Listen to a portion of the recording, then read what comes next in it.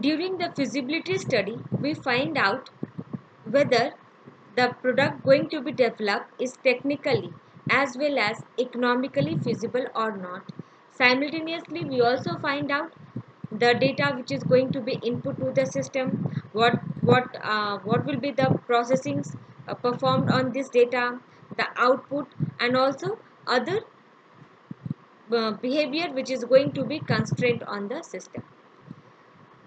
We also, during the feasibility study, we also perform a cost benefit analysis. We find out whether the solution is going to be best or not, or either we can go for the alternate solution.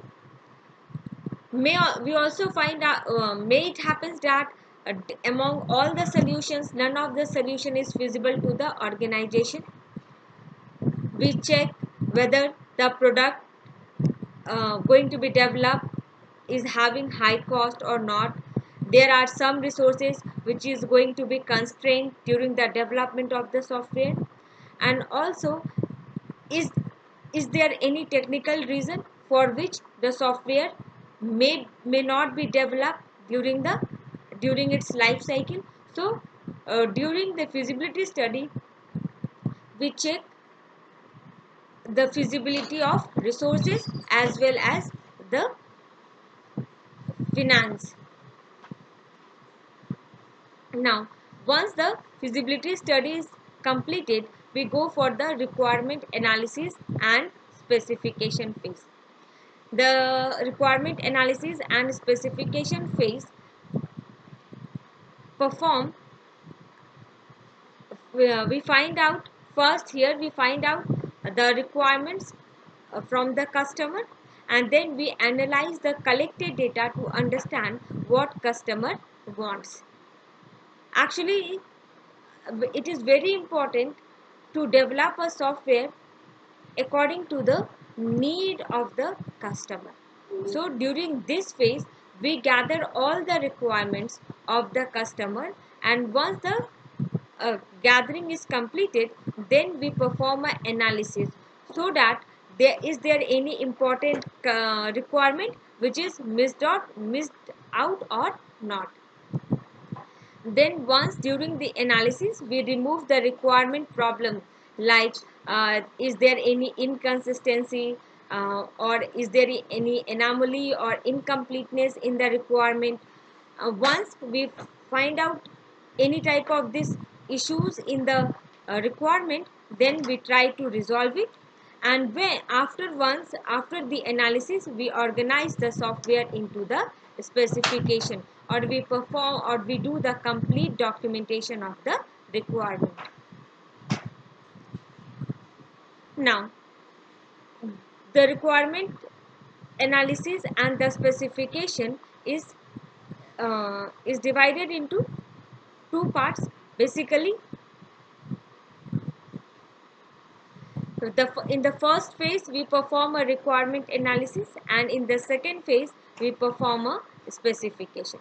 During the analysis, first we gather the requirement and we perform analysis, and once the analysis is over, we perform a specification. Now, how we gather the requirement? While gathering requirement, we interview and do the discussion with the customer. For example, let's see that if we have to make a business accounting software, then we do interview with all the accountant of the organizations to find out their requirements, what are the problems they face during the business while performing the business accounting, or what are the problems they face performing accounting manually. So once after the interview is completed, we analyze those requirements. The data we initially collect from the user is have contain several contradictions and ambiguities. So during the analysis, we try to remove those contradictions and ambiguities. Here, the each user typically has only a partial and an incomplete view of the system. Actually, during the development, once the customer think about a product, they do not have a complete idea that how the product will look like. Sometimes their requirements are very vague in nature.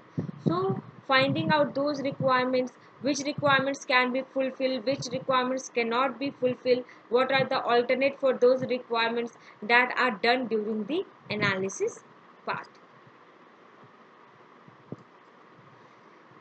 We try to remove the ambiguities and the contradiction in the requirement during the requirement analysis. What is this inconsistency, incompleteness, anomalies? These all will be discussed in detail when I will discuss the requirement analysis and specification phase in detail. Thank you for today.